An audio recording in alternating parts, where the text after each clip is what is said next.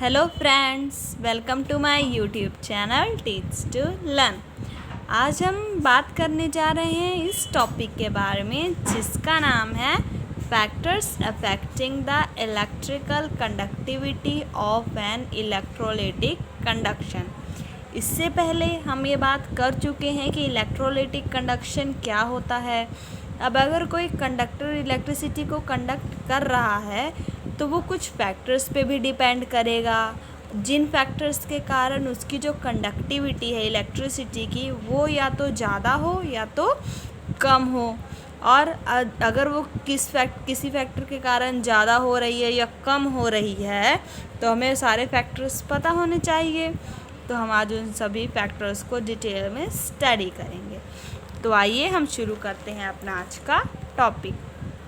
First factor जिस पे electrolytic conductors की कंडक्टिविटी डिपेंड करती है वो क्या है? Inter ionic interactions. It means solute solute interaction. इसका मतलब अगर हम इसे और डिटेल में देखें तो ये क्या है? ये वो चीज़ है जैसे हमें इलेक्ट्रिसिटी कंडक्ट करानी है। हम मान लेते हैं कि हमने एक वाटर लिया है किसी बार में, और जो वाटर है वो क्या किसकी तरह एक्ट करेगा? सॉल्वेंट की तरह एक्ट करेगा। वाटर क्या है? सॉल्वेंट की तरह एक्ट कर रहा है। और इसके अंदर अगर हम मान लें कोई भी चीज़ डालेंगे, जैसे सॉल्ट ले लेते हैं या समथिंग एल्स एटसेट्रा वगैरह कुछ भी ले लेते हैं, तो वो क्या किसकी तरह एक्ट करेगा? सॉल्यूट की तरह एक्ट करेगा। तो यहाँ पे जो हम बात करने जा रहे हैं किसकी इंटरैक्शंस की? सॉल्यूट सॉल्यूट इंटरैक्शंस की। कि वो चीज़ जो हम इसके अंदर डालेंगे उसके अंदर कैसी इंटरेक्शन होनी चाहिए, तो इलेक्ट्रिसिटी जो है वो ज़्यादा एक्ट करेगी या तो हम उसके बारे में देखते हैं। If the force of attraction between the cations and anions of electrolyte is strong then the electrolyte will not dissociate into it ions easily. इसका मतलब क्या हुआ कि जो सोल्यूट है इसके अंदर जो कैटायंस और अनायंस की इंटरैक्शन है वो क्या है? स्ट्रॉन्ग है। इसका मतलब वो एक दूसरे से स्ट्रॉन्गली बाइंड है। अगर एक दूसरे के साथ ज़्यादा स्ट्रॉन्गली बाइंड है, अट्रैक्शन उनकी बहुत ज़्यादा स्ट्रॉन्ग है, तो जब हम उन्हें इस वाटर के अंदर डालेंगे, इस सोल्यूट के अंदर, सॉल्वेंट के अंदर डालेंगे, तो वो क्या होगा? ईज़िली डिसोसिएट नहीं कर पाएंगे into it ions. Easily dissociate नहीं होगा तो जो इलेक्ट्रिसिटी है वो भी ज़्यादा फॉर्म नहीं होगी। As a result lesser number of ions will be formed in the solution, therefore lesser will be the electrical conductivity of electrolytic solution. अब हमें पता ही है कि जो इलेक्ट्रिसिटी है वो आयंस के मूवमेंट के कारण प्रोड्यूस होती है। अगर सॉल्यूट के बीच की इंटरैक्शन ही स्ट्रॉन्ग है और स्ट्रॉन्ग इंटरैक्शन के कारण वो ईज़िली डिसोसिएट नहीं हो पा रहे हैं, और अगर ईज़िली डिसोसिएट नहीं होंगे तो इसका मतलब जो आयंस फॉर्म हुए हैं वो कम फॉर्म होंगे, और अगर आयंस कम फॉर्म हुए हैं तो जो इलेक्ट्रिकल कंडक्टिविटी है इलेक्ट्रोलाइटिक सॉल्यूशन की वो भी क्या होगी? कम होगी। इट मीन्स अगर हमने इलेक्ट्रिकल कंडक्टिविटी ज़्यादा करनी है तो जो सॉल्यूट लिया है वो ऐसा लेना चाहिए जिसके अंदर जो अट्रैक्शन है उसकी कैटायंस और अनायंस के बीच में वो क्या हो? वीक हो। वीक होगी तो वो ईज़िली डिसोसिएट हो जाएंगे। ईज़िली डिसोसिएट होने के कारण मोर नंबर ऑफ आयंस फॉर्म होंगे जिसके कारण ज़्यादा इलेक्ट्रिसिटी प्रोड्यूस होगी। सेकेंड फैक्टर क्या है? Viscosity of solvent. It means solvent solvent interaction. यहाँ पे किसकी बात आ गई? वाटर की बात आ गई। मतलब कि यहाँ पे जैसे हमने वाटर की जगह मान लो हमने कोई हनी वगैरह ले लिया, तो हनी की क्या होती है? विस्कोसिटी स्ट्रॉन्ग होती है, और हनी ज़्यादा विस्कस होने के कारण, जो हनी है ज़्यादा विस्कस होने के कारण उसके अंदर जो उसकी खुद की इंटरैक्शन है, खुद के मॉलिक्यूल्स के बीच में वो क्या है? स्ट्रॉन्ग है। स्ट्रॉन्ग इंटरैक्शन के कारण वो खुद ही जब ईज़िली खुद ही ज़्यादा विस्कस मीडियम है, तो इस मीडियम में अगर कोई और सोल्यूट आ भी गया तो ये मीडियम ही ज़्यादा विस्कस है, तो दूसरा सोल्यूट जो आया है वो कहाँ से ईज़िली अपने आयंस डिसोसिएट कर पाएगा। इसी कारण जो सॉल्वेंट है उसका मीडियम भी और उसके अंदर के जो इंटरैक्शन है वो भी वीक ही होनी चाहिए। अब हम देखते हैं, if the solvent is highly viscous, that is the molecule of solvent are held with each other strongly, then the solvent will not able to break the electrolyte into its ions। इसका मतलब कि जो solvent है, solvent ही अगर ज़्यादा viscous है, उसके बीच के जो मॉलिक्यूल्स हैं वो एक दूसरे से स्ट्रांगली हेल्ड हैं, तो सॉल्वेंट क्या होगा, अब इलेक्ट्रोलाइट्स को उसके आयंस में ईजिली ब्रेक नहीं कर पाएगा, जिसके कारण as a result lesser number of ions will be formed, और lesser number of ions form होंगे तो जो इलेक्ट्रिकल कंडक्टिविटी होगी सॉल्वेंट की वो भी क्या होगी, कम हो जाएगी।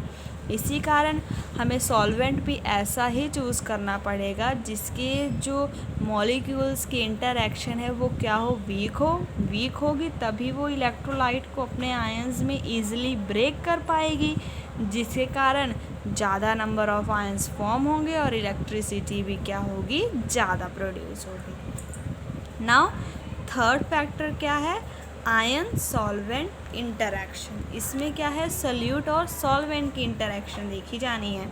मान लें कि हमने क्या है, वाटर है, वाटर के अंदर हम क्या डाल रहे हैं, NaCl डाल रहे हैं, तो इसमें NaCl के टूट के वाटर के साथ बॉन्ड बनाने में इन दोनों का भी उतना ही रोल है जितना कि सॉल्यूट का था और सॉल्वेंट का था। इसमें अगर हम ये देखें कि NaCl तो चलो अलग हो गया, वाटर भी अलग हो गया, पर अगर NaCl वाटर के H2O मॉलिक्यूल के किसी एक मॉलिक्यूल के साथ Na अपना बॉन्ड स्ट्रॉन्ग बना ले और Cl भी इसके दूसरे मॉलिक्यूल के साथ बॉन्ड स्ट्रॉन्ग बना लेता है, तो क्या होगा, मूवमेंट तो हो ही नहीं पाएगी आयंस की, क्योंकि इन लोगों ने तो बॉन्ड बना लिया स्ट्रॉन्ग बॉन्ड बनाने के कारण फिर मूवमेंट नहीं हो पाएगी। अगर मूवमेंट नहीं होगी तो इलेक्ट्रिकल कंडक्टिविटी जो होगी उस सॉल्यूशन की वो भी कम हो जाएगी। इसी कारण जो सॉल्यूट और सॉल्वेंट के बीच की इंटरैक्शन है वो भी कम ही होनी चाहिए। अब यहाँ पे हम देखें, NaCl लिया, उसे वाटर के अंदर डाला तो Na पॉजिटिव एक्वस और Cl नेगेटिव एक्वस अलग हो गए। पर अगर हम ये देखें कि Na पॉजिटिव क्या करे, H2O मॉलिक्यूल के O नेगेटिव आयन के Na पॉजिटिव है तो इसको H2O के O नेगेटिव आयन आके सराउंड कर ले, और दूसरी तरफ Cl नेगेटिव को H पॉजिटिव वाले आयन्स आके उसके इर्द गिर्द आके इकट्ठा हो जाए। इकट्ठा तो हो गए, पर अगर इन सभी के बीच में सॉल्यूट और सॉल्वेंट के बीच में जो इंटरैक्शन है वो स्ट्रॉन्ग हो गई तो मूवमेंट नहीं हो पाएगी। If the ion solvent interaction are strong then the movability of the ions will get decrease, क्योंकि अगर इनके बीच में इंटरैक्शन स्ट्रॉन्ग हो गई तो जो आयंस है वो इजीली मूव नहीं कर पाएंगे। Therefore lesser will be the electrical conductivity. इसी कारण जो इलेक्ट्रिकल कंडक्टिविटी है वो भी क्या हो जाएगी, कम हो जाएगी इलेक्ट्रोलिटिक सॉल्यूशन की।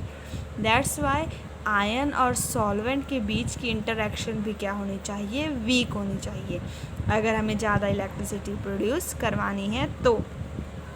लास्ट फैक्टर जिस पे ये डिपेंड करता है वो क्या है, temperature. When we increase the temperature of an electrolytic solution, then the solute-solute, solvent-solvent and solute-solvent interaction becomes weaker.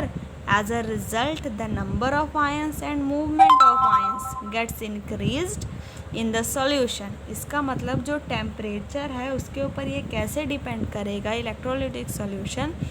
अगर हम टेम्परेचर इंक्रीज़ कर देंगे तो सॉल्यूट की जो इंटरेक्शन पढ़ी हमने, सॉल्वेंट की पढ़ी या फिर सॉल्वेंट की पढ़ी, इन सभी की इंटरेक्शन क्या हो जाएगी, वीक हो जाएगी। तो जो नंबर ऑफ आयंस है और मूवमेंट ऑफ आयंस है वो क्या हो जाएंगे, इंक्रीज़ हो जाएंगे इन सॉल्यूशन, क्योंकि जब अगर इनके बीच की इंटरेक्शन कम होगी तो मूवमेंट ऑफ आयंस क्या हो जाएगी, ज़्यादा हो जाएगी। आयंस की मूवमेंट ज़्यादा होगी तो जो इलेक्ट्रिसिटी है वो भी ज़्यादा प्रोड्यूस होगी। Therefore, the electrical conductivity of electrolytic solution also gets increased. It means temperature बढ़ाने से ये सारे इंटरेक्शन वीक हो जाएंगे। इनके वीक होने के कारण आयंस ज़्यादा प्रोड्यूस होंगे, उनकी मूवमेंट भी ज़्यादा होगी। मूवमेंट ज़्यादा होने के कारण इलेक्ट्रिकल कंडक्टिविटी भी क्या होगी, इंक्रीज़ होगी। तो ये थे हमारे आज के सारे फैक्टर्स जिनके ऊपर कंडक्टिविटी क्या कर रही थी, डिपेंड कर रही थी। उम्मीद है आप लोग को ये टॉपिक अच्छे से समझ आ गया होगा। वीडियो पसंद आई हो तो इसे लाइक करें, मेरे चैनल को सब्सक्राइब करें। Thanks for watching my video.